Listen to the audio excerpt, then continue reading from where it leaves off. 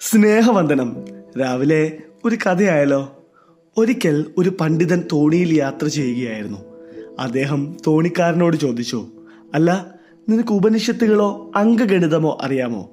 തോണിക്കാരൻ ഇല്ല എന്ന് മറുപടി പറഞ്ഞപ്പോൾ പണ്ഡിതൻ പരിഹാസത്തോടെ പറഞ്ഞു, കഷ്ടം, നിന്റെ ജീവിതത്തിന്റെ പകുതിയും വെറുതെ ആയല്ലോ. പണ്ഡിതൻ വീണ്ടും ചോദിച്ചു, അല്ല, നിനക്ക് മീമാംസാ ശാസ്ത്രമെങ്കിലും അറിയാമോ? തോണിക്കാരൻ അതും അറിയില്ലെന്നായി. നിന്റെ മുക്കാൽ പങ്ക് ജീവിതവും പാഴായി എന്നായി പണ്ഡിതൻ. അല്പം കഴിഞ്ഞപ്പോൾ തോണിക്കാരൻ ചിരിച്ചു ചോദിച്ചു, പണ്ഡിത ശ്രേഷ്ഠ, അങ്ങക്ക് നീന്താൻ അറിയാമോ? പണ്ഡിതൻ പരിഭ്രമത്തോടെ പറഞ്ഞു, അയ്യോ, അറിയില്ല. തോണിക്കാരൻ ഒരു കള്ള പുഞ്ചിരിയോടെ പറഞ്ഞു, എങ്കിൽ അങ്ങയുടെ ജീവിതത്തിന്റെ മുഴുവൻ ശതമാനവും ഇപ്പോൾ നഷ്ടമാവാൻ പോവുകയാണ്.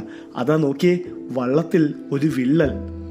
ശാസ്ത്രങ്ങൾ എത്ര പഠിച്ചാലും പ്രായോഗിക ജീവിതത്തിൽ വിനയവും തിരിച്ചറിവുമാണ് പ്രാധാന്യം.